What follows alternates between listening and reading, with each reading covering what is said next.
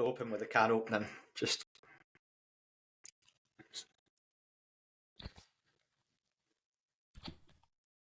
hello and welcome back, my fellow Wallopers, to the Oh No No No podcast, where we're taking a look back at yesterday as Neill Collins Rovers side brought Falkirk's 5-winning game return to the championship to a halt. And while the Bairns are no doubt going to be echoing John McGlynn at Stair Park asking, "Can you count?" we're here to focus all about Fife's finest and their glorious win in the Kingdom. I'm your host today, Robbie Weir. Firstly, delighted to be joined by Callum Blythe. How you doing, Callum?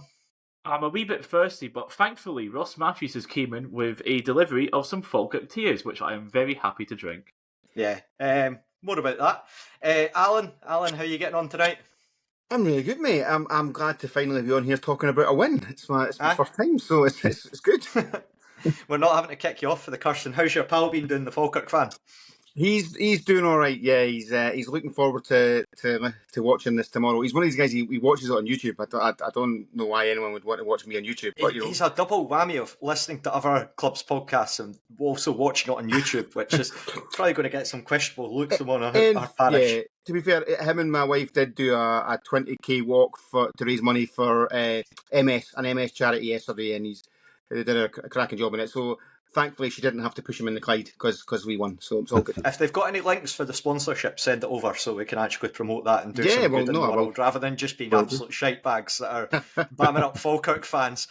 We've got Carol Smith. How you doing, Carol? It's great after a win, isn't it? Oh, aye. And then, certainly by no means least, we've got Mr. Blair Hopcroft, who had probably the most eventful day out of all of us. Tell us about your day, Blair, start to finish. Mate, I had a great day. A great day. So then it starts part for 12 o'clock. So I was in hospitality. So I turned 40 a month ago. And to celebrate, we decided to do hospitality. And I decided I didn't want to just have any old game. I wanted the return of John McGlynn to Starks Park. So we did the Captain's Lounge, which was a bit of a different offer. And I've done hospitality like every season for the last, I don't even know, like 15 years or something. We do at least once a year. But decided, like I say, to do the Captain's Lounge. And what a great day. Down about 12 o'clock, Graham Kilgour gave us a tour of the stadium. The new boardroom. Oh yeah, honestly, like the place is looking great all the way around. But they've just finished this boardroom. And I have to say, it's not a boardroom. Like it's basically like another little bar kind of thing. It's more, I think, for kind of hospitality for visiting directors and stuff like that. Yeah. They're not using it for kind of board meetings as such. I think they're doing them elsewhere. But the place is looking fantastic inside. Saw the new gym and stuff and the area that they're going to knock through and do the new hospitality. And then down at the Captain's Lounge for some food, which was brilliant. And actually just being at the side of the pitch was tremendous. We were talking about that, like when you're in hospitality, and I go to the Macmillan Club, so it's a kind of similar thing. You don't feel the build up the same. Yeah. You don't see the crowd coming in, you don't see the players coming out to warm up. All of that was happening, and we were pitch side for it basically. And it was a beautiful day, so we were kind of in and out the doors, with the doors open out and having a look and stuff. Manager came in when we were doing our tour, so we met him in the changing rooms. He's a thoroughly nice guy, I have to say. Really personable. And then throughout the day, Grant Anderson was in, so we met him. John Greer was kicking about, which was fine. Sorry to hear that. But honestly, like I will say, like, and I know that we get slagged off for potentially being under the thumb of the board or whatever, but if you're thinking about doing hospitality, give the Captain's Lounge a thought. Like, honestly, it was a very, very different offering for me, and I much preferred it. I have to say, it was really, really good.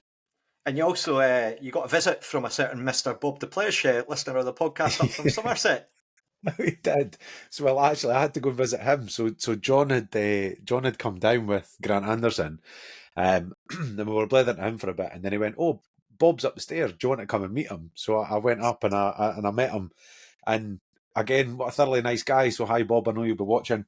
And he was waxing lyrical about his day as well. So he'd spent his day up in hospitality, which was a bit of a surprise. He didn't actually know he was getting that until the Friday afternoon.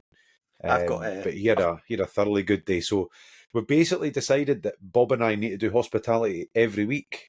Since we're on a winning run, but I've got to be honest, I can't afford it. So we're going to get a GoFundMe page set up or something for me and Bob to have a free bar every week. I think that's fair.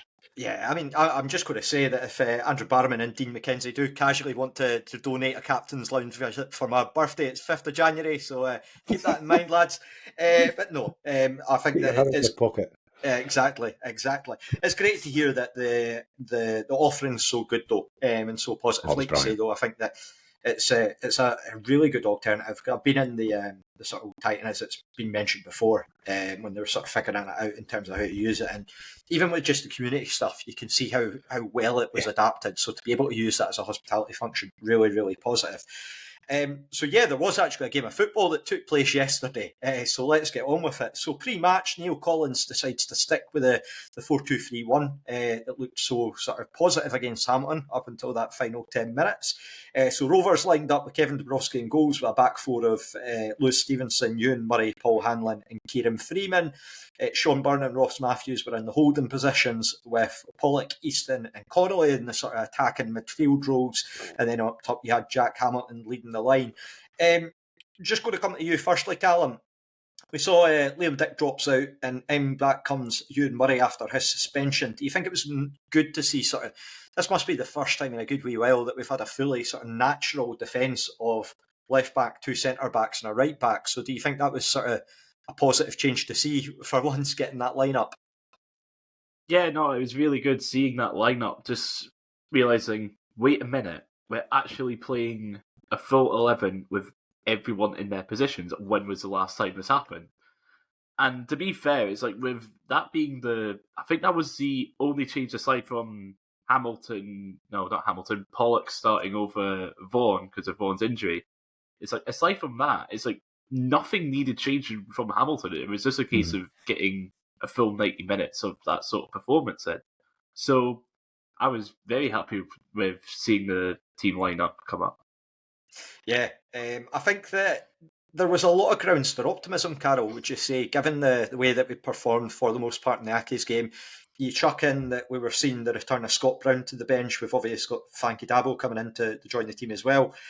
So were you you're very similar to me, that you're usually quite optimistic about Rovers. Were you feeling quite positive going into this one, even against a team that have gone on this invincible run that's been so heralded? Well, I said in our season preview, this was the scalp that everybody wanted, and we were going to get it, and I am right. Woohoo! Yes, no, I was super positive. I thought that there was a strong team. Hamilton Accies.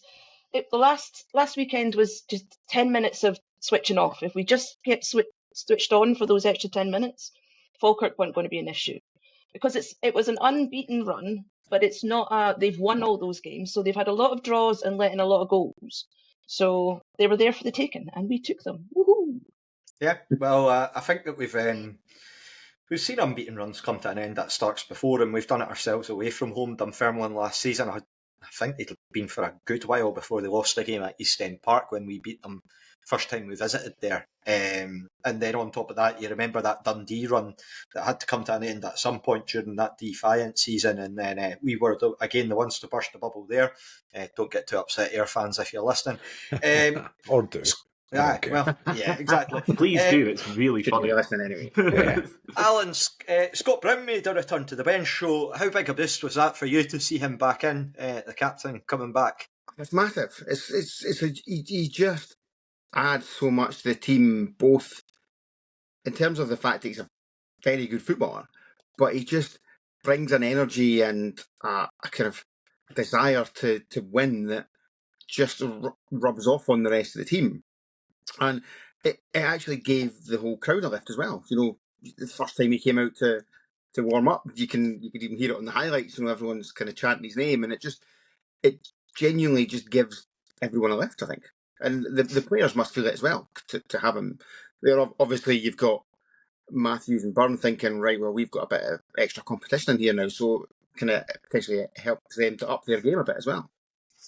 I know that Leslie's kind of joked about it before, but he always compares it to Crash Bandicoot when he gets the mask on to throw back to the PS1 games. Just the sound comes on and he's just charging about. But yeah, I thought it was personally, I think it's a huge player that you add back into the mix. He was so important last season, given how much he covered in terms of both defensively and when he was in the midfield.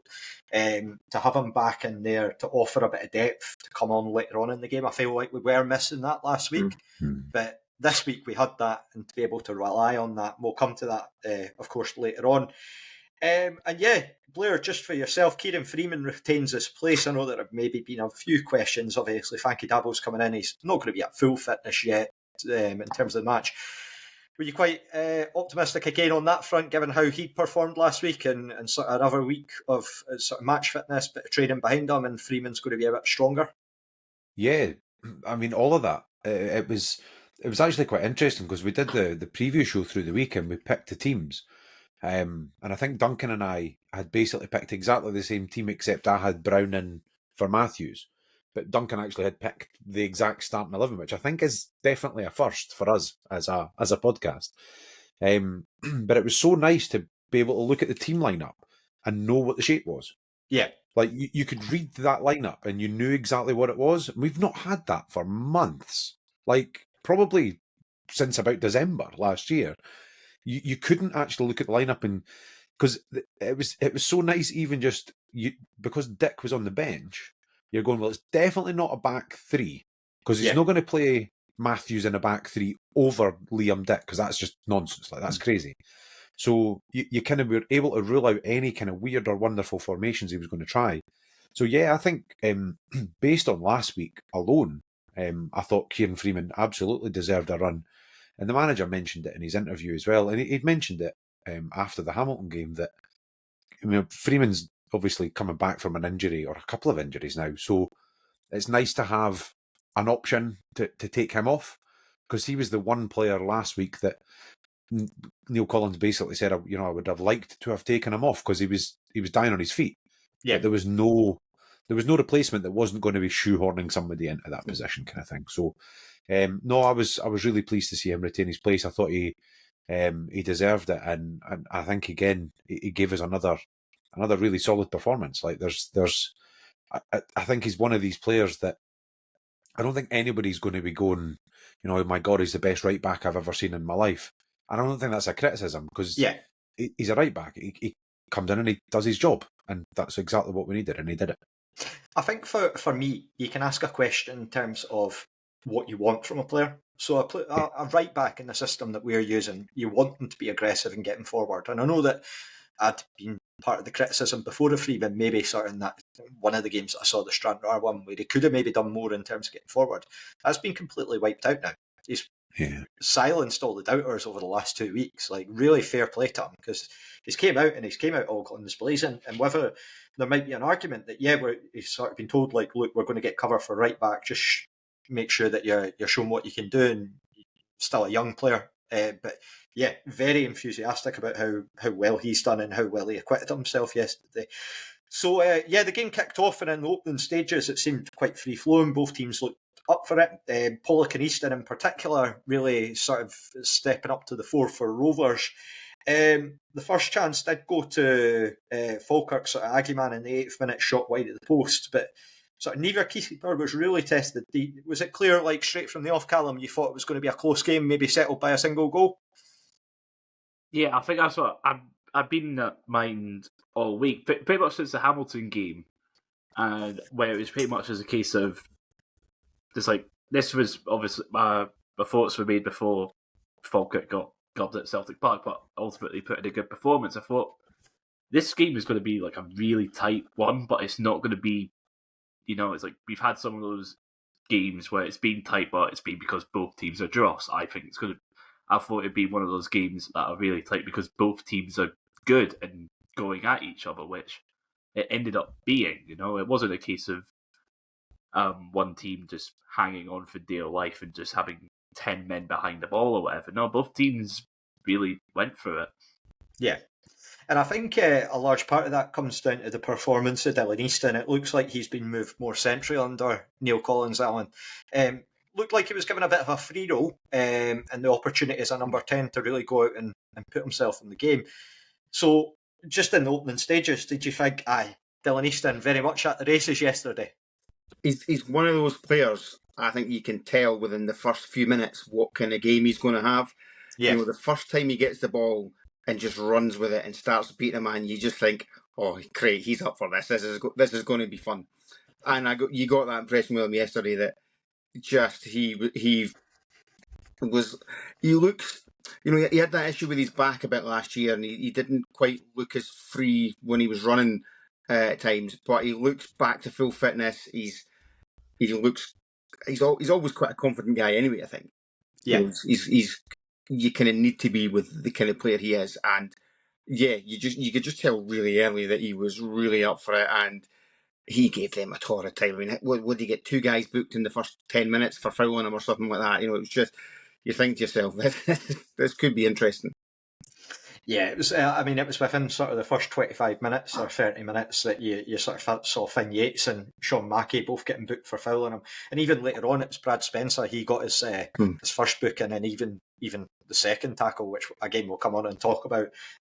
All of those were on Dylan Easton, so it probably speaks volumes that he was the player that was causing them the sort of headache. And, yeah, needless to say. 10 minutes in, Dylan Tate, a really good bit of skill before it. He flicks it over someone's head. He looks like he's done the hard part, and then it's a slack pass, Carol, where he effectively gifts it to Easton, who dances forward and goes at the box, and then Ewan Henderson pulls him down. So do you think that was, looking at it from the perspective, obviously you're over in Barcelona watching on Raith TV, pretty clear penalty from that point of view? 100%, and Easton was going for the penalty, I think. He was like, they're going to take me down. They've spent the last half hour the last 20 minutes trying to take me down. They're going to try and take me down. This is what it's for. And yeah, because he was just running rings around everyone. And you could see after about 20, 25 minutes, the objective wasn't get the ball off him. The objective was take him down. Mm-hmm. Slow him down and take him down. So it was a clear penalty. Yeah, absolutely. I don't think there was any sort of doubts. There wasn't any sort of appeals. And just Henderson looks like he's kind of fallen backwards and just leaves a leg trail. And if you're going to offer an opportunity to a player like Dylan Easton for that, it's an open invitation basically for a penalty. You won't find that leg. Aye. Well, Blair, naturally Jack Hamilton, he has a wee bit of a wait before he actually gets to take the spot kick, and you've got Hogarth sitting in the goals pointing him in the direction of where he should take the kick, which Big Jack duly obliges, sticks it right into the roof of the net. Hogarth does get a hand to it. Just your thoughts. I know it's a penalty, so it's usually one or the other. It's either great or it's not. How much do you think that's going to help Jack Hamilton's confidence getting off the mark in terms of the league and just being back in the team, just his overall presence? Yeah, I think it will help him. I've said a few times, I think he's one of these players that even if he's not scoring every week, we've kind of got to stick by him and play him, because I think it was Allan had mentioned in one of the earlier shows about the kind of touch he had in the box against Hamilton, and it's that kind of the chances that come when you're in form and when you're clicking, but you don't get that when you don't play. I really felt for him last season when Rudden came in and he was in and out the team, and he just never really got a run as he was getting back to fitness. But he looks, to me, he looks really sharp and he looks really hungry. And I think the rest of it will come. It's almost like you've got to stick with him. So yeah, I think the goal was massive for him, but it was really nice actually seeing him not wrestling the ball from Dylan Easton, but Dylan Easton picked up the ball and clearly said, "I'm having it." And Jack Hamilton was like, "You are not having it," and just took that ball, which I was doubly delighted with, because as a group, the 10 of us had stuck a fiver each on Jack Hamilton as first goal scorer. So I was like, "Dylan, give him the ball. Give him the ball." So yeah, delighted. Really good penalty. And as you say, a penalty can look great and not be good. You know, like Anton Dowd's penalty, for example, against Kev, when he dives the wrong way, it looks like a great penalty. But if the keeper dives the right way, it's actually not that good a penalty. Like, he's got every chance of being able to save it. At that point. Totally. It's one of those things where a poor penalty can look good, but the fact that the keeper guesses the right way, gets a hand to it, but still can't keep it out, to me is the mark of a really good penalty. Because it's not just about getting the guy to dive in the wrong direction. It's about genuinely making it unsavable, which he's effectively done. It's shades of Lewis Vaughan in the playoffs against Partick Thistle last season, the one to win it, where the keeper does get a hand to it, but he can't stop it because it's so powerful. I thought it was really good. And I think that Jack Hamilton in the last two games, he's really came onto his own in terms of just his link-up play just looks exceptional at the moment. Looks like he's getting more and more confident. And he did have a sort of, as you say, during the Hamilton game, there was that sort of opportunity that sort of just a bit too high for him in the box, but I feel like he's getting there. Very optimistic about him moving forward. Callum, just to come back to you, Falkirk seemed quite happy in terms of allowing us to press them really high during the first half, so it seemed to be a sort of recurring theme during the game where they were trying to play the ball out from the back, and sort of there were definitely points where you would see a Rovers would engage in a press. Do you think that was quite beneficial given the way that Neill Collins has set up the team and sort of what we're expecting in terms of this high press from him that he's been sort of known for before in his managerial career? Yeah, it didn't surprise me really how Falkirk played, because it did seem to be like how we played under McGlynn, with playing the ball out the back, letting teams come at us, press, but we just like pass the ball around them and whatnot. But the way that Neill Collins had the high press, it seemed to mitigate it. You know, it's like it seemed that there was a good few dodgy moments from that back line when it came to passing the ball about, and there were multiple instances where it just came to a point where it just hoofed it up, because otherwise, like what happened with Tate earlier, where it's like with the suicide back pass, it could have been, there was a good chance of that happening again on multiple occasions, just the way that we got into them with the press. Yeah, I think that there was a couple of opportunities where sort of the press got closed down and there was a few nervous passes along the Falkirk back line, but at the same time, by no means was it sort of one-way traffic. Carol, they seemed to sort of, as Callum touched on, the ball seemed to be raining down on sort of the left-hand side for Rovers, over the head of Lewis Stevenson, trying to find Alfredo Aguiman. There was maybe a couple of times that Kev could have came off his line. What did you make of those, and how our defence coped in terms of the Falkirk attack? I want to pick up on Clive. I think Clive was a bit more aggressive than normal, and has definitely been given some, I don't know, like tips or rules or do not do this again advices. Good thing. I was about to say something in Spanish there, and I was like, there's no point in doing that. But I thought that basically Falkirk's aim was get it down the left or get it to Ethan Ross, because Ethan Ross was obviously on a mission to score against us, just to flick up the bees and say F you to us, because that seemed to be his mission. That was their only objective, was up the left or to Ethan Ross. And they were hoofing it up. There was the first 5 minutes of the game, it was very little on the ground. And that seemed to be the tactic. From the back, hoof it up to the front and hope for the best. Or if we can't hoof it up, let's see if we can take it up. But we're not going to do any fancy footwork. We're not going to do anything. We're just going to slowly move up. And we were annihilating them in the midfield. Yeah. And then when they did break, you do get that nervousness with Kevin. You're like, oh, is he going to get it? But he definitely seemed a little bit more confident and aggressive. Mm-hmm. Yeah, I think that Kev overall had a good game. It's great to see him get a clean sheet, which we'll probably come back to that later on. But yeah, also as well, I think it helps when you've got the players in front of him, the likes of Paul Hanlon. 21st minute, Allan was sort of cut back to Aguiman, who was maybe about like 10 yards out or so. And then Paul Hanlon just emerges out of nowhere, just absolutely slide tackle clear the ball. Yeah. Just talk about that Dad's Army striking again. Hanlon stepping up to the mark. It's brilliant. I mean, Aguiman's got Hanlon beat for pace. There's absolutely no doubt about it. I mean, he's a very strong, quick runner. You know, he's tough to stop. But Hanlon's just, it's that with age comes experience. You know, here's a guy who's played, I don't know how many games he's played in the top flight for Hibs, but it's several hundred. He knows how to read a game. He knows where to kind of put his body, where the ball's likely to come. And it was a great block, and he obviously took a sore one as well at the same time. He did get caught at one point by Aguiman. He tried to shepherd the ball out, and it just wasn't going fast enough. Aggie man kind of got around them. But then there was a covering defender there, and that was kind of the story of it, really. The guys just, as a unit, defended really well. Yeah. Led by Paul Hanlon. Yeah, the main sort of chance player that came for Falkirk in the first half was when Ethan Ross went on a really mazy run, right through the heart of defence, managed to get by two players, and then sort of prodded a shot that went just past the post. What were your thoughts on that? Did he look like the sort of main threat for Falkirk, do you think, during the game, and just your viewpoint on it? Yeah, I think he did. He certainly, his pace was a big threat. I mean, coming down that side against Lewis Stevenson, we all know, the quality that Lewis has got, but I don't think it's, unfair to say that he's maybe not as quick as he once was. Like, it's a natural thing that happens as you get older. And Ethan Ross is quick, and actually, to me, looked kind of back to what I remember him being.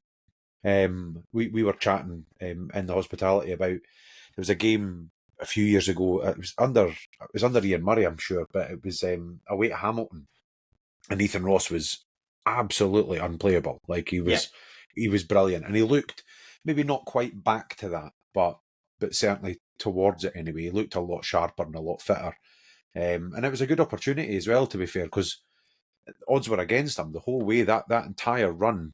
He's not got the physicality necessarily to be winning those, but to sort of squeeze the shot off as he did. Wasn't he a corner? He definitely does it. Well, No. I didn't think so either, but there was absolutely no argument from the players. That was the point. I thought, maybe it was, because I thought there was not a single defender actually seemed to argue the point. But I was the same, because we were main stand, which is a completely different angle for me, obviously. I'm not normally south stand, but it was kind of right in front of us, obviously. But yeah, I agree, Alan. I didn't think it was a corner at all, but no argument. So maybe. What if, with Ethan Ross, it's an intriguing one for him, because you've got Calvin Miller and Morrison both out the team. Not Miller obviously comes on later in the game, but it feels like that's the type of game. Firstly, he's coming back to Starks Park in his first game. He'll want to prove a point, given the way that things ended before. And then secondly, on top of that, he'll probably be looking to exert himself to become sort of more of a regular in that team, given how those two have tended to have a bit of a stranglehold on things. The Falkirk fans seem to be of the opinion that he was Ethan Ross got a bit brutalised during the game by us, and that we sort of targeted them. Not sure how much I would actually agree with that, but then again, Rovers tinted glasses, potentially Falkirk tinted glasses. What I would say about the game was, again, aside from Yates and Mackey both getting booked, Aidan Connolly, again, he gets booked for, funnily enough, bringing down Ethan Ross. Callum, do you think that was a bit of a worry, that you've got a winger on a booking so earlier on, given the sort of defensive work that both Pollock and Connolly were having to do? Yeah, it is. I mean, knowing our luck this season, it was just a case of, it was like, oh god, there's going to be a really, really silly second booking. Because I think we've had a shocking run when it comes to finishing games with 10 men or whatever. Yeah, absolutely. Carol, just to touch to you, so the end of the first half, both teams seem to have sort of half chances, if anything at all. Ewan Murray has a header that goes sort of wide past the post, 25 minutes in, but then after that, it's sort of just really a midfield battle between the two teams. Kieran Freeman gets into the box, but he sort of sclaffs it.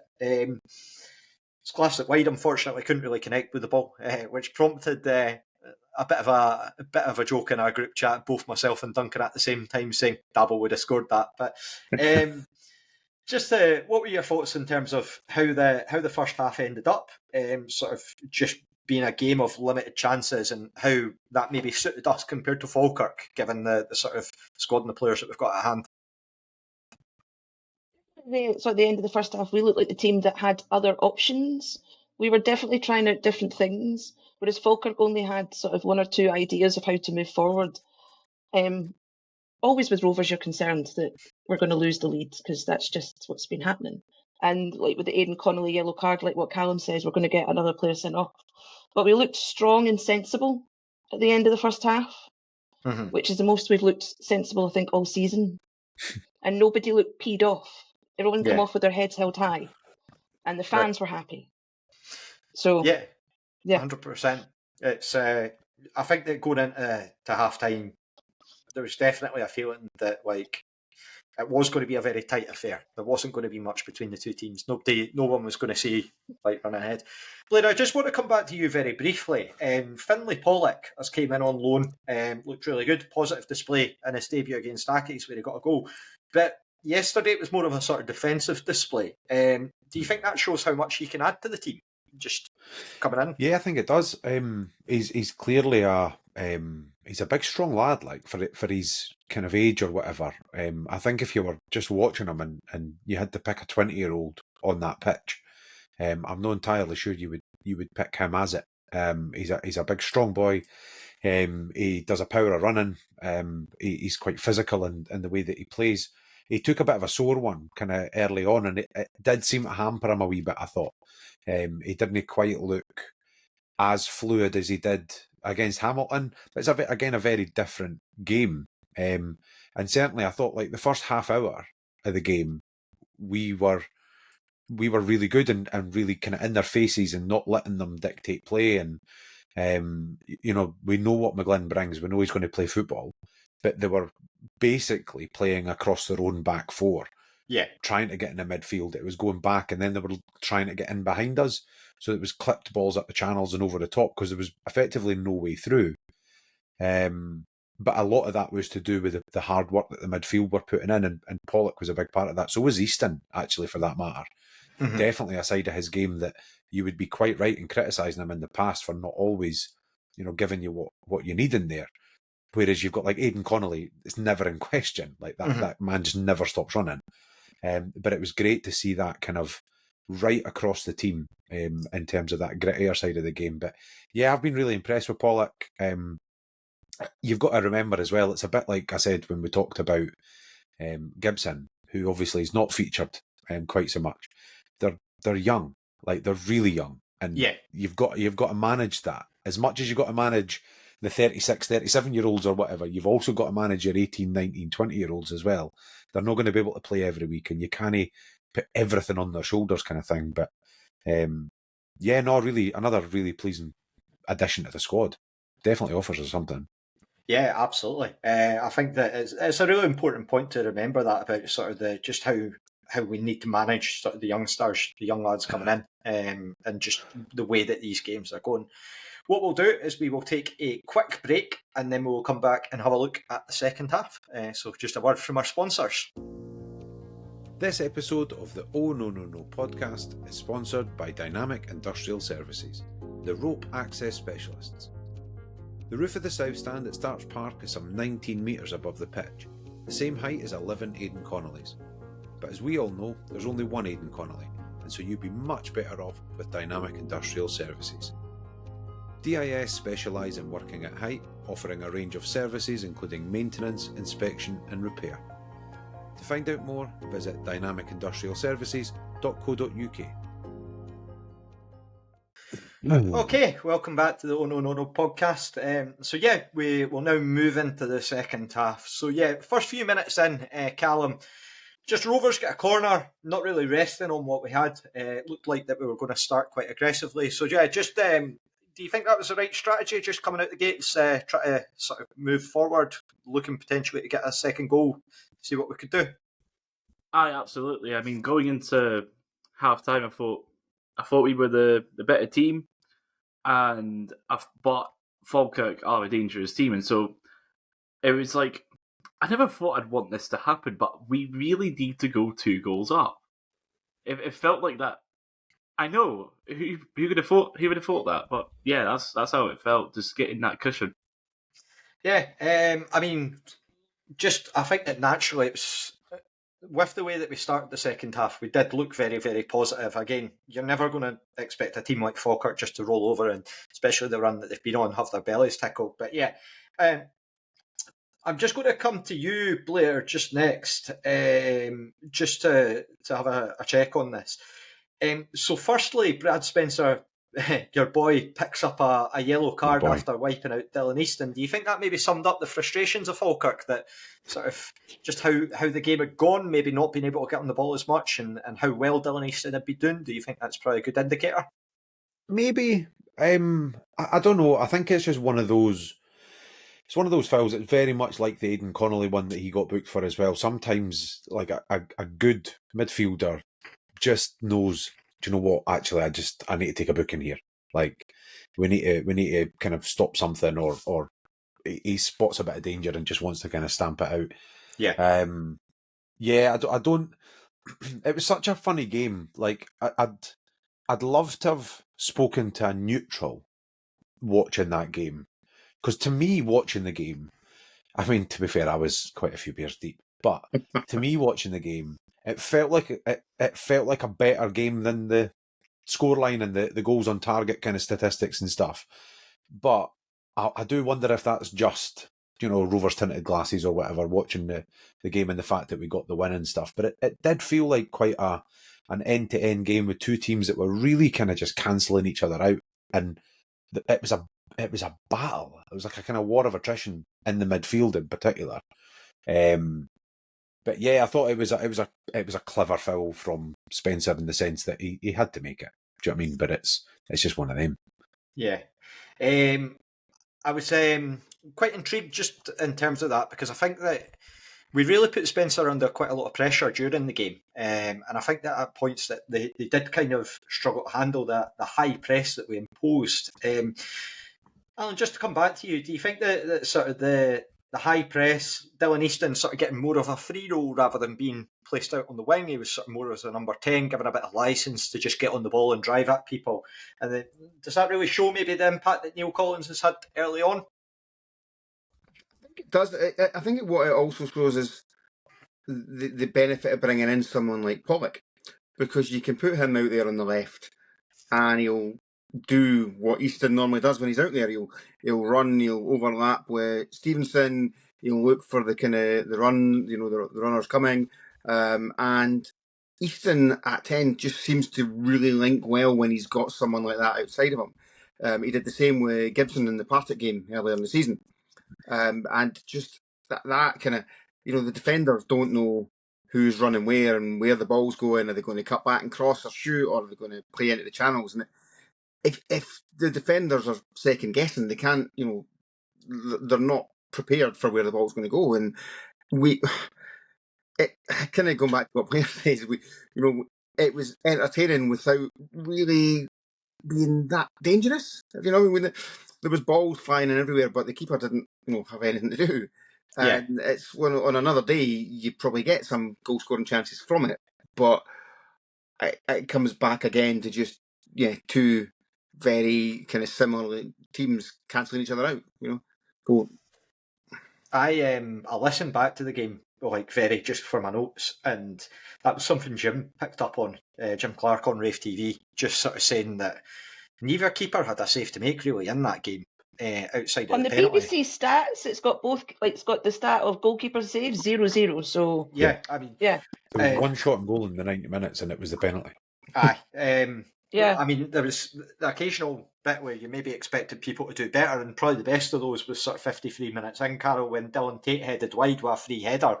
Do you think that was maybe a sort of, really big chance for Falkirk, but sort of summed up maybe where we were today, or on the day for our luck, given that sort of what's happened before, how previously before we've really had horrendous luck in games with sort of penalties, red cards, etc. going against us, arguably not even luck, but just the sometimes you need a moment like that to really sort of make your day and to sort of give you a bit of belief that not everything's going against you. Yeah, I don't know who it was, but someone's obviously gone around Starts Park with some sage and removed whatever voodoo we were having. Lucky Pants won, Falkirk 0, everything, just whatever happened. And that Dylan Tate, I think, a couple of weeks ago would have gone in. But yesterday it going past was just like, okay, that's it. We could not relax, but phew. Any other game that would have gone in, someone would have got a red card and there would have been a penalty on top. But, yeah. I think that's a fair comment to make. I mean, you look at the goals that sort of Livingston and Hamilton have had over sort of the last last 2 visits to Starks Park, and I know that Neill Collins mentions in his post-match interview, he's talking about sort of the frustration of the last 2 games that he's had, like asking his parents, like, why did I get back into football? But a really good line. I really liked that interview with Neill Collins. Very candid, just and honest and transparent about where he's at and sort of the frustrations that he's had so far, but also the days like yesterday do make it worth it for you when you're in that position. Callum, we sub on Callum Smith to bring off Pollock, and as Blair sort of touched on, you're both managing sort of the younger players, but also the importance of sort of making sure that Pollock did go down in the first half, maybe carrying a bit of a knock. How important is it that we're sort of looking after players that have potential injuries and just making sure that we're not getting into difficulty on that front? Yeah, I was expecting Pollock to have been taken off even the first half or at half time because he was down for a wee bit. I think he did get physio treatment on the pitch, so I was surprised it took that long for him to be taken off. At first, seeing Callum Smith come on, I was confused because I was expecting it to be Gibson. I think a lot of people would have been calling for Gibson, but as you say, when it comes to managing the younger players, maybe this is like the sort. If this was, like Hamilton or Morton or whatever, then I would agree. Yeah, I would bring on Gibson, but I feel like Smith being the more experienced one, I feel like it was a better option. It also gives a bit more flexibility because Smith could also play up top. Yeah. So if there was ever a change in shape, then that opens up that option because then you can move Easton to the left and then just have a 4-4-2 or something similar. I think it's also a degree of sort of preaching as well, sort of just to be patient and taking your chances when they come. I mean, Gibson's consider himself probably quite unlucky to be out the team given how well he did against Ayr, and sort of came on against Dunfermline, where I didn't really get a chance to get into the game, but at the same time, yeah, just I think that there's an importance in realising it is a team game and that sometimes you've just got to bide your time, and we've seen other examples of that across the last couple of years in particular since our squad size has gone up. Blair, coming back to you, Brad Spencer, Dylan Easton again. I just want to get your thoughts on that because the reason I've saved this question for you is you're usually very, very magnanimous about things. You're very sort of, you call them as you see them. You're usually lack of Rovers tinted glasses. Did you think that was a red card? 100%. 100%. God's sake! I waited all that time to be like, honest, no. It was. The ref had a funny game, and I've seen a lot of comments for Falkirk fans in particular talking about the refereeing performance, and I kind of disagree. I didn't think he was particularly good, but it did go both ways. He seemed to be really inconsistent with what a booking was and what a booking wasn't. He also seemed to book Dylan Easton in that moment, but that's not shown up anywhere. I certainly haven't seen it. It never appeared on any of the scores apps or anything that I've seen that he got booked at that time. But he seemed to book Dylan Easton, but still give us the free kicks. I don't know if Dylan said something at that point, or if he's maybe just outright said he needs to go, and that is a booking, like all day long. Yeah, you also had Falkirk fans greeting about the fact when up the far end, free kick. Yeah, the free kick that got punted off of Easton without a chance, and you're just thinking, I hate that. I've seen those given. I've seen it in the Challenge Cup final when who was it? Lee McCullough punted it off Joe Cardle. And he didn't have a chance to get out of the way. You're thinking, well, what's the point in that? I absolutely hate it because it is to me. Honestly, that's we talk about things that you hate in football or pet hate. I'd make that a booking. Punting it off someone's feet at that point, trying to get them a booking, should be a booking because they know exactly what they're doing. They know exactly why they're doing it. Nobody's fooled by it. Like, get over yourself. The referee's either going to pull him away for not getting out the road. You didn't have to kick the ball against his feet. And I'm not being funny at that point. He's literally punting the ball in the wrong direction. Yeah. If the ball misses, if Dylan Easton somehow manages to open his legs or whatever, and the ball goes through, he's basically sticking the ball across his own 18-yard box at that point in that free kick. It's so stupid. But no, I did, honestly, I thought Brad Spencer, I thought he should feel very fortunate to have seen 90 minutes at that point, because it was as stick on a stonewall yellow card as you're ever going to see.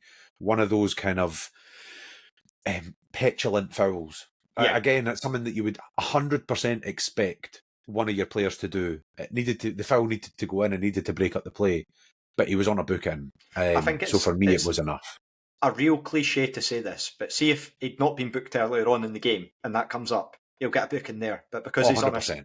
on a yellow already, I feel like the referee's just like... It's always that second yellow thing. And I think from a Falkirk perspective, they would be very aggrieved if he got sent off basically for 2 silly fouls. But at the same time, you apply a degree of consistency into the mix. But look, we've had a torrid time with referees so far this season.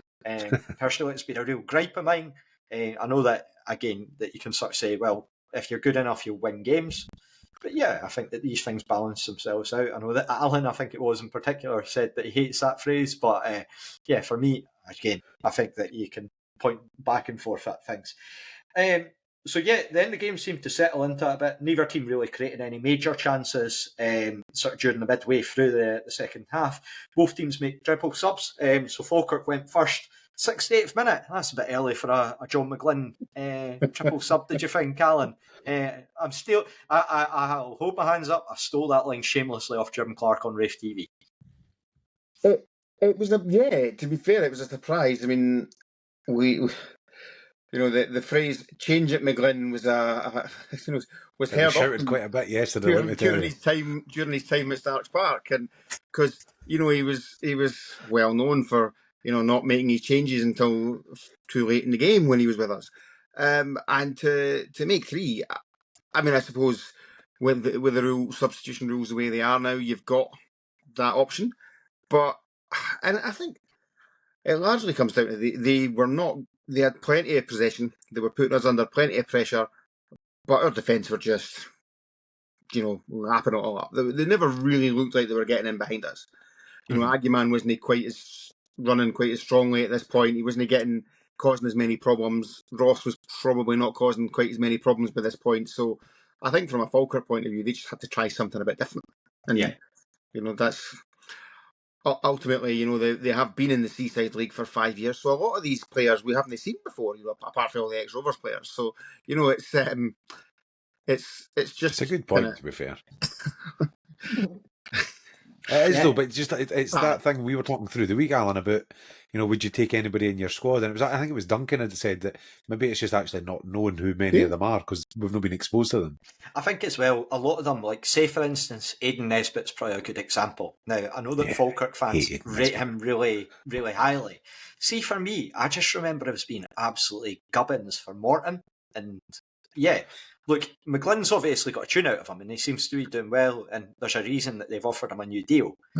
But yeah, I feel like it was a very interesting to come away from that last podcast and see the reaction of a lot of Falkirk fans who tuned in, who were sort of saying, how disrespectful, you're not taking any of our players, that you don't like our squad, we've gone on this massive unbeaten run, and that you're really showing us a disservice. And then you look at how... Just point out, this is not the BBC. Yeah. Impartiality does not live here. Exactly. This is a Raith Rovers well podcast. known for friendliness. But look, totally, again, people shock. listen to I like the podcast. You put that out there, and you've got to remember we've not seen Falkirk for a long time in the next Island League One. And yeah, I think that you look at the quality that we've got in our squad, and I don't think it's unfair to say that we've been in a false position over the last few weeks. Like, I know that there had been a bit of panic in our group chat about sort of from some individuals about the direction that we've been going. Scott, hi. But yeah, it's just, I feel like for me, the more that we get players back from injury and the more that we cut out the stupid mistakes, that we would go up the table and we could get results like yesterday. And I'd always been of that belief. I've always got belief in this squad that we could do that. And I think it's only going to get better with the fact that we've got Fordyce back next week. We've got Stanton back potentially in a couple of weeks' time. Lewis Vaughan's going to be the only major, and by God is he a major player to miss out on. But yeah, look, Neill Collins seems to be getting out of tune out of players that maybe weren't in the best of form before. Dylan Easton and Jack Hamilton in particular. There was a triple sub for Rovers, Carol. So Jamieson replaces Connolly. Liam Dick comes on to replace Jack Hamilton, and Dabo replaces Freeman. So we moved Stevenson in as a sort of Stevenson and Dabble look to become sort of wing backs in there. What did you make of the change, going to the three at the back, having the wing backs, and just in general, just sort of your impressions on that, given how last week we really tailed off after making the changes, yet Neill Collins was still sort of saying, right, let's get this, see this over the line with these sort of moves. I think he was going for a fitness change, because obviously last week people got tired. So this was about, right, who can we get on that's fresh in the mind, not exhausted mentally, and can finish this off with us. So yeah, Liam Dick will always perform for you. So that's a solid change. And then Dabo has something to show off to the fans. Well, that's it, and we'll stay on Frankie Dabo now. Callum, the big man makes his debut. To quote Gordon, who sits behind me, I hope he's as hard or as jammy as his double biscuit, was the quote that got put into this chat that we were having on the terraces. But yeah, what were your first impressions of Big Frankie Dabo? I never really got one. Like, nothing. I don't really remember much happening down that side, but what little did happen, he dealt with quite easily, actually. So if he just continues to make it look easy, then fair play to him. More than happy with that. I think that, again, it's going to be quite quiet. He did everything that was asked of him in the sort of final 25 minutes or so that he came on to the game. It looked very, very rapid. I thought in terms of sort of an outlet with the ball when he was sort of chasing players down. Obviously very keen to make that impression. So going into the sort of final 10 minutes, Allan, how are your nerves feeling about that one, given sort of how the Livingston and Ake's games had ended before? Just standard watching Rovers really for the last year. You know, I could make a joke about how I had a full head of hair a year ago, but it's just not true. Ultimately, watching Rovers is not good for your blood pressure. And as much as I've said, you know, they never really looked like getting in. As you know, we defended corners really well. Kev came and claimed a few of them. One of them where he kind of fumbled it a wee bit, but then, you know, he still basically said, "That's my ball." So they never really looked like scoring. But it's football. You know, all it takes is one mistake, one really good ball in. But I think everyone just did their job, and that's kind of coming back to Frankie. We never really saw him in an attacking sense, but positionally, you could see again that he's a natural right back. His defensive positioning was really good. You know, he wouldn't, if he was coming back and there was someone already in that position, he wouldn't just run to the ball. He would kind of tuck in one. He just seemed to know what he was doing, and there seemed to be that kind of understanding there already that just comes from being a guy who's experienced at a higher level. Yeah. So as much as you're never comfortable watching Rovers, and especially with a 1, 2, 3 or 4 goal lead, it was probably as comfortable as we could have been against a team who have been on the run that they've been on. Yeah, 100%. And even still going into the final 10 minutes, Blair, there was still sort of moments where Rovers would sort of press where it was suitable, where they would play the little triangles going up the wing, the likes of Stevenson, linking up well with Callum Smith and Jameson, and even Dylan Easton before he came off. Do you think that was sort of positive to see, that we weren't just sort of dropping deeper and deeper and deeper? Obviously, that would come later on in the game with the game management. But yeah, still getting forward where we needed to. Yeah, I mean, to be fair, you could see us dropping deeper. Like it was beginning to happen. We were still managing, like you say, to play our way out at times, but you could see that natural thing that happens. And that's effectively what happened against Hamilton as well, where we just naturally regressed and naturally got deeper. You know, it's not a tactical thing. It's not a decision that's been taken that you need to sit in and hold it. I think it's just players naturally kind of do that. But no, there was still some good football getting played, and for all intents and purposes, they were, you know, knocking at the door, but not. I mean, as Allan said, they were never really breaking us down. There was never any clear-cut chances or whatever. There was a couple of skirmishes in the box and things, but no, I thought Dabo looked decent. Like he looked a bit rusty, maybe. He'd had the ball came to him quite early on, and he did quite well. And then I think the second one, he just took a wee bit too long, and somebody kind of nicked in and took the ball off his feet. Yeah. But I mean, for a player that's not played all season, that's kind of what you would expect, really, to be fair. But the substitutions were, I thought the substitutions were positive. Like, the thing I laughed because I was like, 3 substitutions for John McGlynn and 1 goal.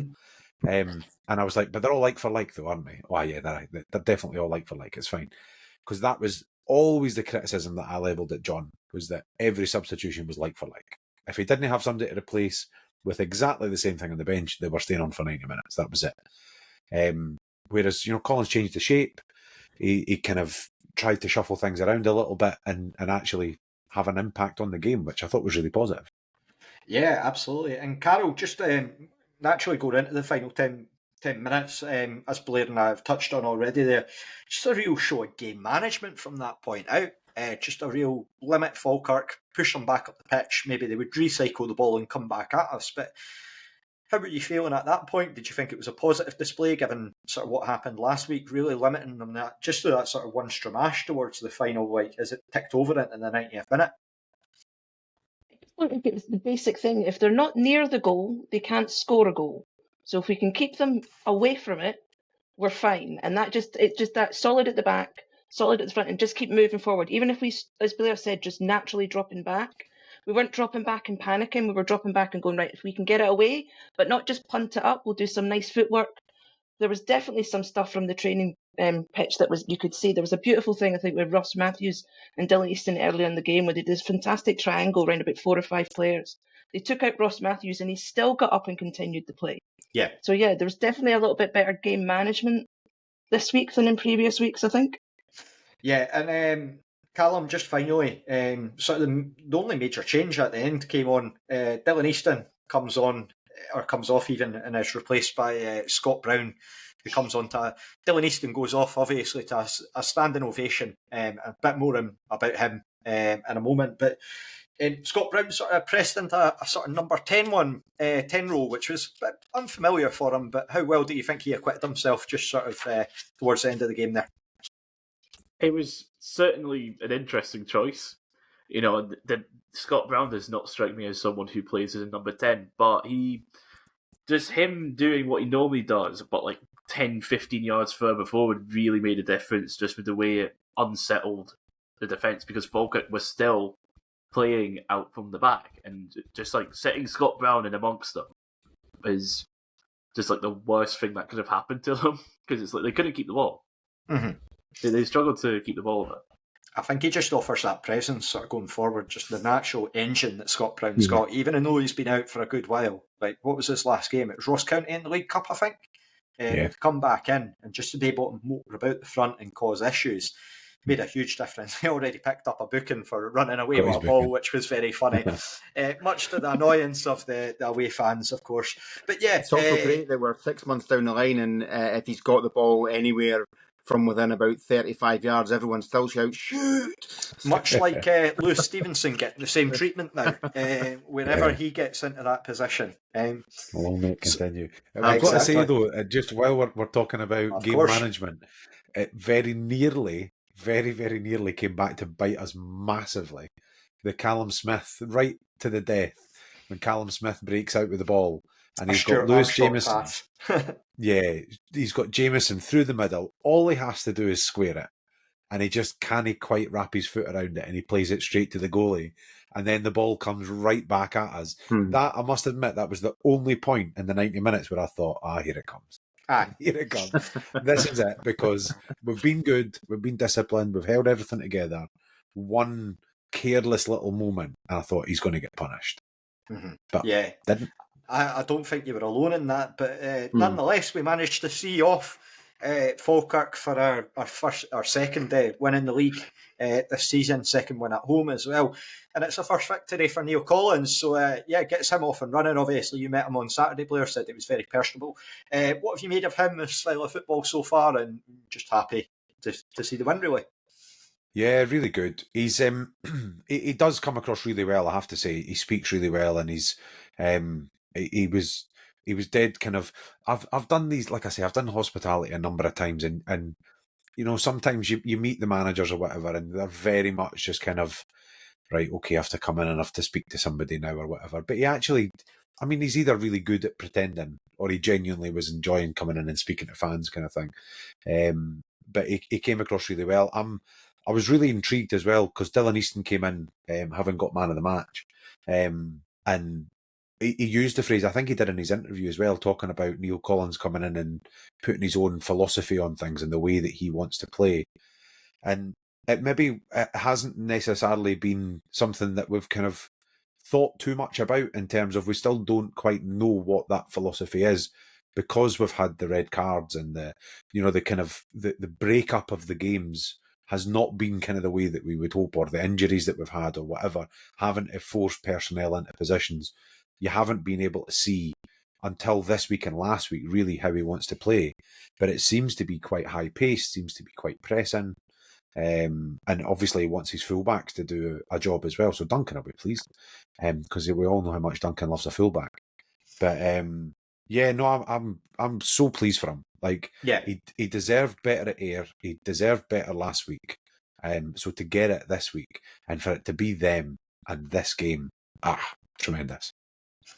Fully agree. I just met Neill Collins right after he'd sort of signed. He was down the prom in Kirkcaldy at 7 a.m. after I met him coming out the gym. And just really down to earth guy, really nice. Just happy to chat to anyone based on the looks of it. If you're meeting me out at a gym at 7 a.m.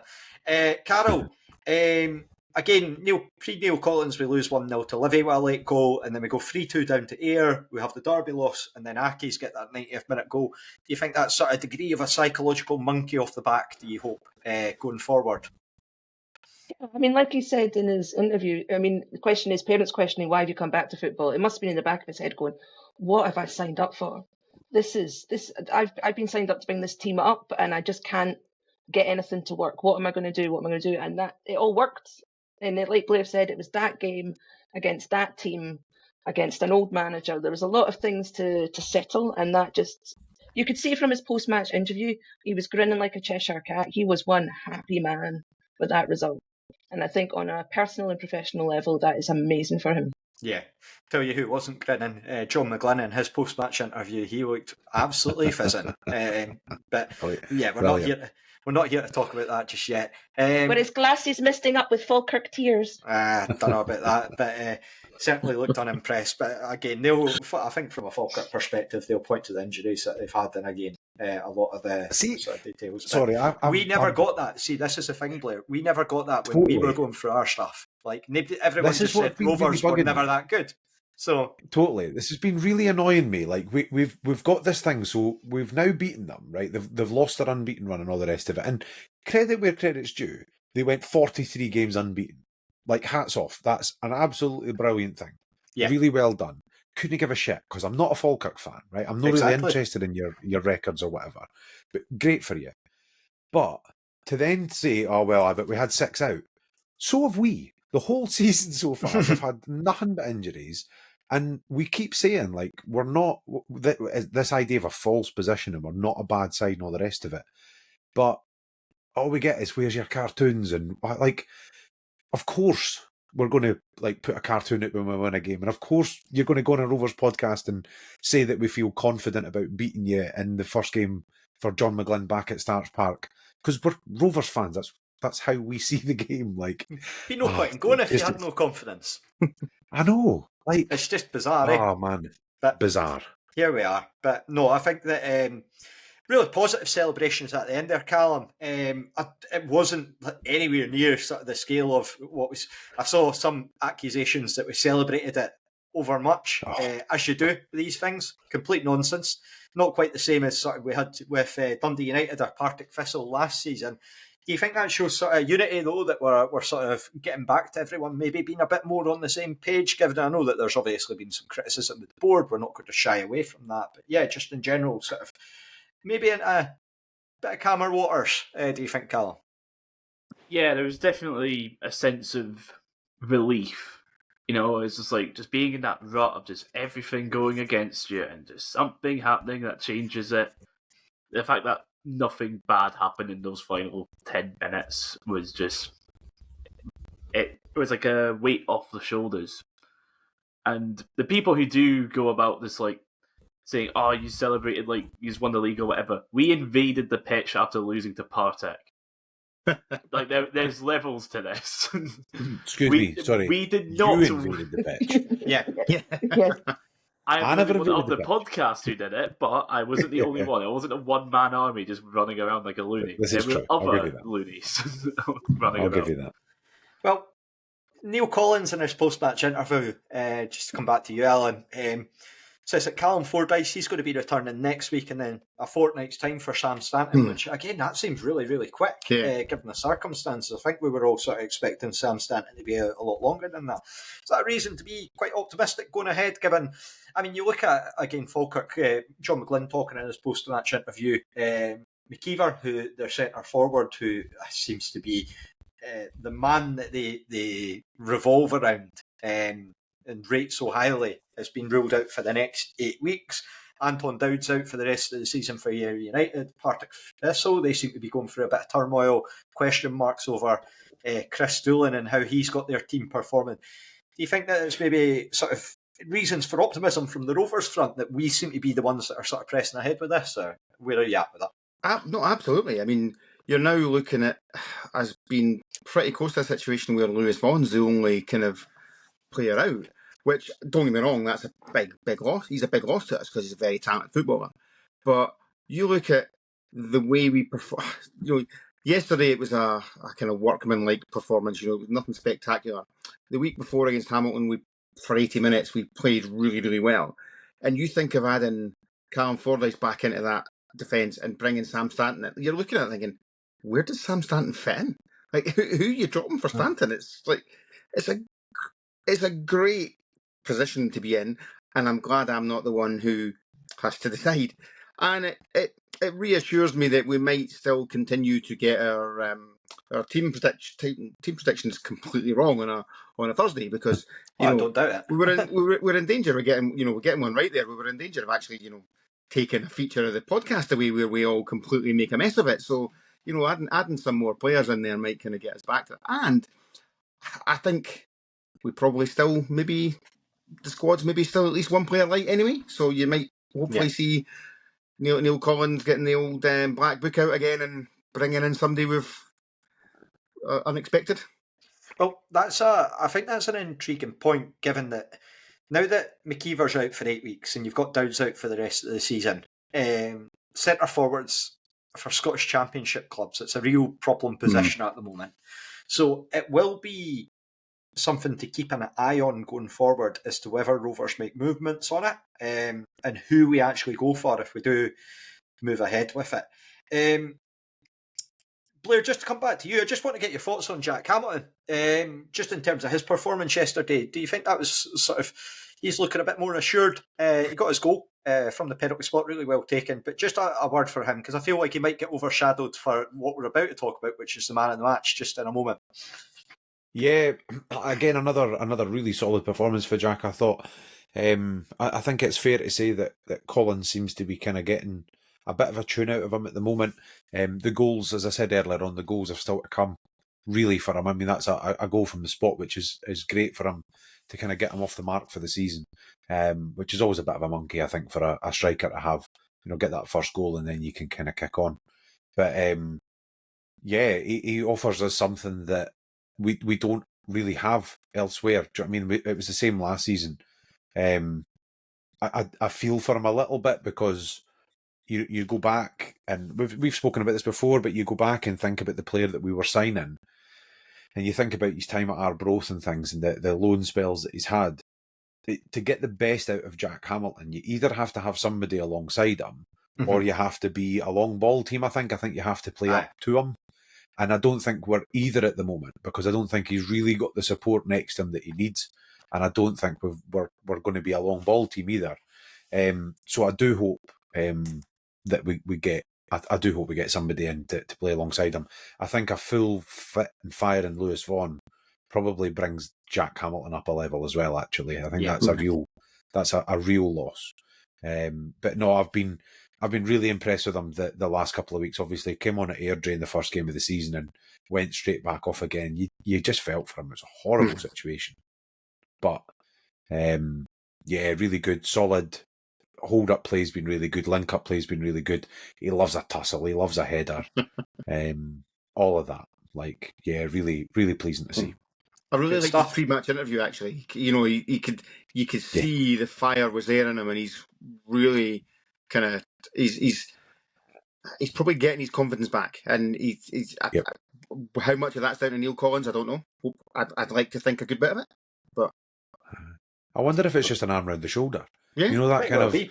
we talk about those players that just need a little bit of love sometimes, and they need somebody to kind of, tell them how great they are or whatever. I don't know if that's what it is at all with him, but there does seem to be a bit of a, maybe that's unfair on Ian Murray, but there does feel like a difference in the way that he's playing and the way that he's approaching games under Neill Collins. But maybe it's just a fitness thing. Might well be. And again, I think that the best one to ever look back on from a Rovers perspective for that was Brian Graham. Certainly in terms of recent years, how well he did after, I know that he came in and he had a sort of hernia issue, but then it did almost feel like he just needed to get his confidence up. And once he was believing that he was a goal scorer, that sort of, once he got going, there was no stopping that guy. And it was the same for the rest, really, of his career in terms of the championship level. Carol, just a final point before we go into probably the most pointless round of man of the match that you could possibly get. Return of everyone's favourites, the cartoons. Happy to see that back. Yes. I loved it. Yay. And I love it just because it's a good cartoon. I love it because there's every time you look at it, you find something a little different. And just because it pisses people off so much. Grown men on Twitter who should know better losing their shit. And I am here for it because it is fantastic. The English language gets abused. People get abused. Artistic talent gets abused. It is just fantastic. Yeah, I did enjoy the guy that got absolutely bodied in the Twitter responses, where it was like, this is pathetic, it's really childish stuff, and someone went back to him like, you stream EA Sports 25 on Twitch, is it? Like, you're almost in your 30s, what's going on, mate? Like, just some of the responses were absolutely tremendous. The Falkirk fan as well saying, oh yeah, where's your unbeaten run? It's like, we're unbeaten too, mate. Yeah, it's a long one, but it's an unbeaten run. As a lot of people sort of said before, I think that life in the Championship's a lot more difficult, a bit more cutthroat up here.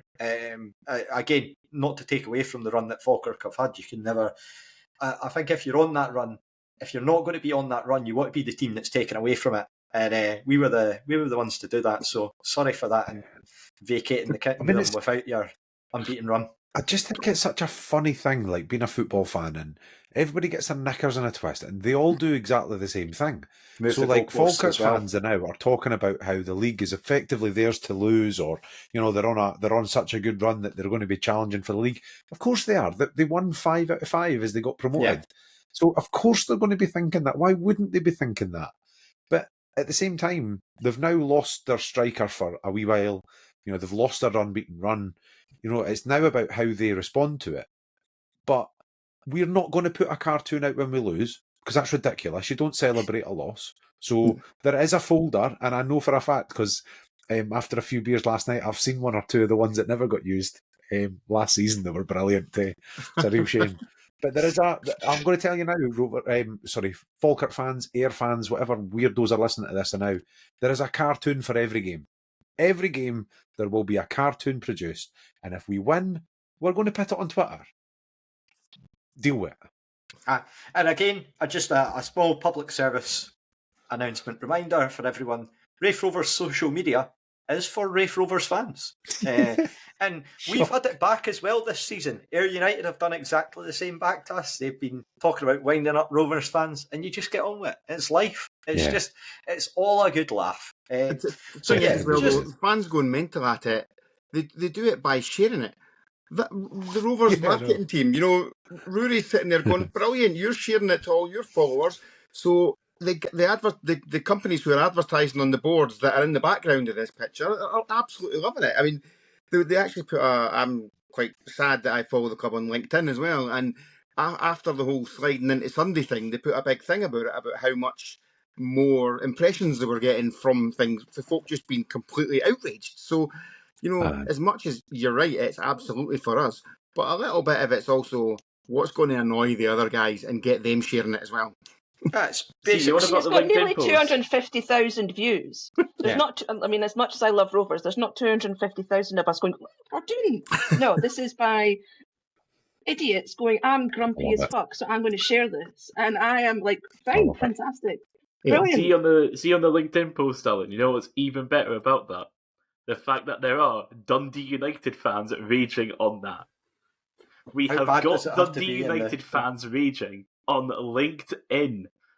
Brilliant. It's just a good laugh. It just really is a good laugh. I've Yeah. thoroughly enjoyed it over the last year, just in terms of the antics that the club's been up to. And again, it's for Rovers fans. That's Yeah. it. Like, just Absolutely. by proxy. If you get caught as collateral damage, that's not our fault. Just Yeah. anyway. Just My win. favourite response at the moment is still just tin pot. Tim You know, when Pot. folk are like, "Oh, it's tin pot," but getting upset about it's kind of tin pot as well. Like, it really is. Especially if you're a United fan, you're now in the Premiership, and Yeah. we're literally on. last season. Like, get over it, guys. Move on. I like to think they've got nothing else stressful in their lives, that has been the only stressful thing that's ever happened to them. It's So true. therefore they just have to focus on it. So I'm going for the positive, that it must be the only bad thing that's ever happened in their lives. You come No, back to probably the not. Alex Ferguson thing. You could have been killed. Could have been killed, aye. Well, I'm going to go round. I'm going to guess this is the most pointless man of the match award that we've done. Anyone disagree with Dylan Easton for man of the match? Kevin Dubrovsky, he kept a clean sheet. Give him his credit. Alan? No, I can't disagree. He was Blair? brilliant. Carol? Yeah, Dylan Easton was fantastic yesterday. Right, He was really good. I'm going to phrase this another way. Was that Dylan Easton's best performance, do you think, at Starks Park, or just in general since maybe the Motherwell game in the Cup? Or is there any other sort of standout in particular? I'll say it's definitely the best performance since Dundee United at Tannadice. Yeah.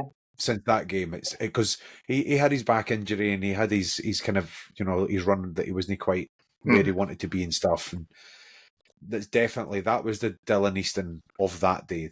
And we've pizzazz, call it whatever you want, the swagger was back with him. Yeah. His whole body language was different. He was on his toes. His arms were out. He was up for it the moment he got on the pitch yesterday.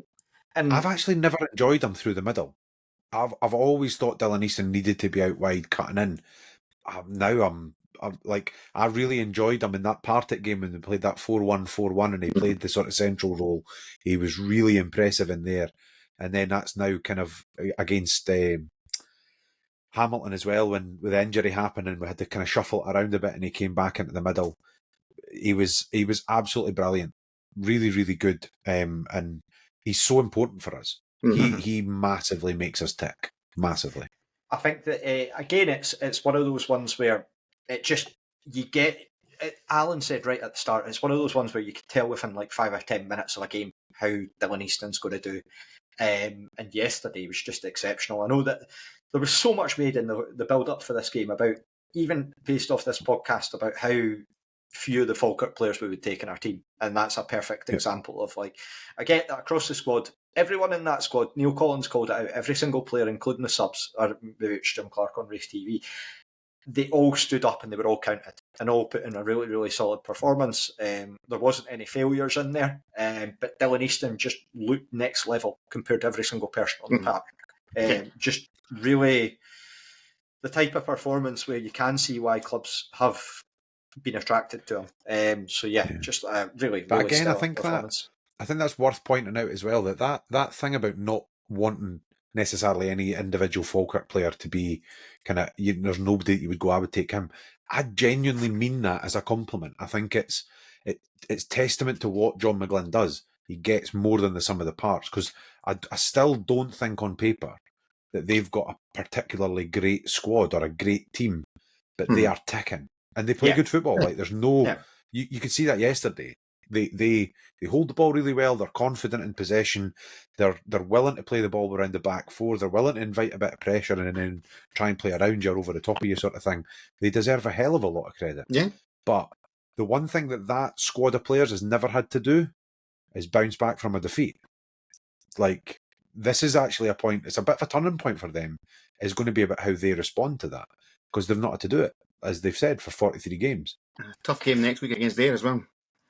Very tough game next week. We've got a tough game ourselves next week against Morton. I know that they've not started the season well. There was a bit of a controversy in their game. Their fans were going apoplectic. I don't know if you have seen it, but like the Ayr player kicked his standing foot, taking a penalty, and they were trying to claim that it's been a double touch. Really, really bizarre situation. Ayr got a penalty. Again, Really? Wow.